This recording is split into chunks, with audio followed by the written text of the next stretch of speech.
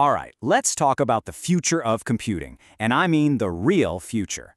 We're on the verge of a shift so fundamental, it's like switching from steam to electricity. We're talking about moving from silicon and electrons to photonics and pure light. You know, for basically our entire lives and our parents' lives, the story of technology has been the story of silicon. Moore's law, the internet, that phone in your pocket, it's all built on silicon. But that incredible run, it's hitting a wall. Hard. Which, of course, leads to the billion-dollar question we're going to tackle today. If the age of silicon is coming to a close, what on earth comes next? Okay, so first things first. To really get why the future is so different, we have to understand why the present is, well, stuck. We've slammed right into what you could call silicon's ceiling. So here's the deal. For decades, the magic trick was simple. Just make the transistors smaller. But we can't do that anymore.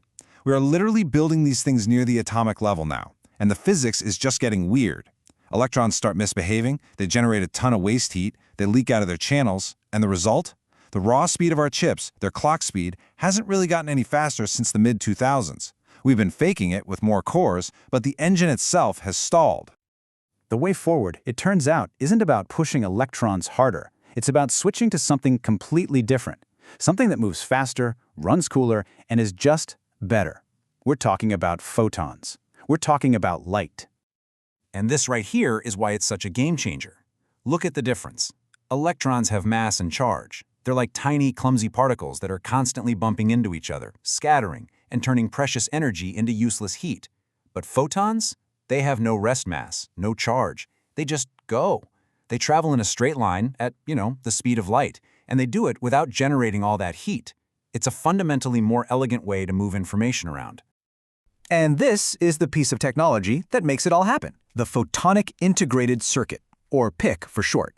It's exactly what it sounds like. It's a chip, but instead of pushing electrons through wires, it guides photons of light through tiny microscopic channels. I love this description. It's so perfect. You have to forget about copper wires. Picture rivers of laser light flowing through these channels that are actually narrower than the wavelength of the light itself. It's just incredible, mind-bending engineering. Okay, so the theory sounds cool, right? But what about in the real world? Well, this is where it gets absolutely insane. The performance numbers we're already seeing are just staggering. Check this out. Researchers have already built a photonic processor on a chip that's smaller than a coin that hit a peak performance of 2.9 petaflops. That's almost 3,000 trillion calculations every single second. Now, that number is huge, but it doesn't mean much without context. So let's put it head-to-head with the best silicon has to offer. And here we go, the tale of the tape. On one side, you've got NVIDIA's H100, the absolute champion of silicon AI chips today. On the other, this new photonic chip. And look at this. Peak performance? It's a dead heat. But then, look at the other two rows. The H100 needs 700 watts of power and is the size of a large pizza box. The photonic chip does the exact same work on a chip smaller than a coin using just a few watts. It's not even a fair fight. And this chart just makes it impossible to miss the main story. It is all about the power. Look at that difference. We're not talking about a 10 or 20% improvement here. This is a revolutionary leap. It completely changes the entire equation of how we build and power our computers. And when you zoom out and think about what this means for training massive AI models, the numbers are just mind-boggling. We are looking at a potential energy efficiency jump of 10 to 100 times over our best silicon chips. This isn't just about saving money on the power bill. This is about making things possible that are literally impossible today because we just don't have enough power. Now, of course, this isn't going to happen overnight. You can't just flip a switch and replace every chip in the world.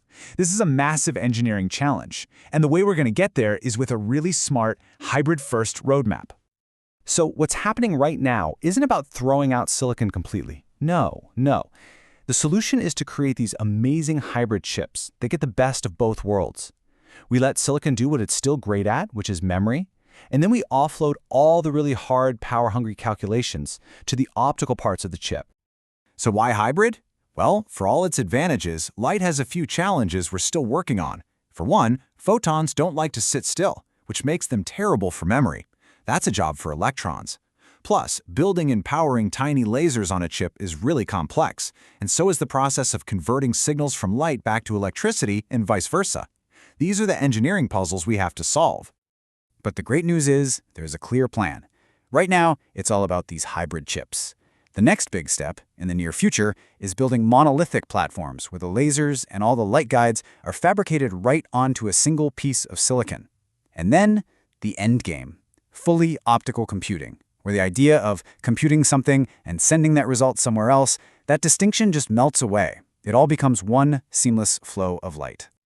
So, okay, let's dream a little bit. What does the world actually look like when this tech fully matures? What does it all mean for us? Well, the implications are just profound. First up, AI and data centers.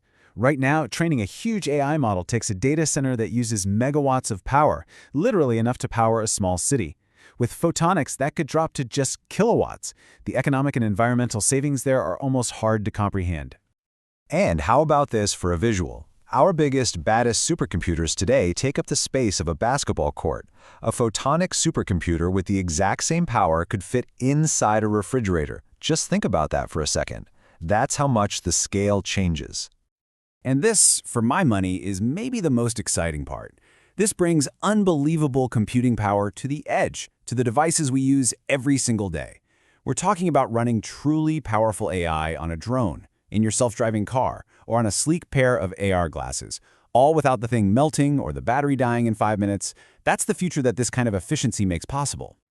Look, silicon gave us the modern world. It had an incredible run, but its time is coming to an end. The next chapter of technology won't be written by electrons struggling through copper. It'll be written by light, flowing effortlessly through crystal. The future is bright, and it's literally arriving at the speed of light.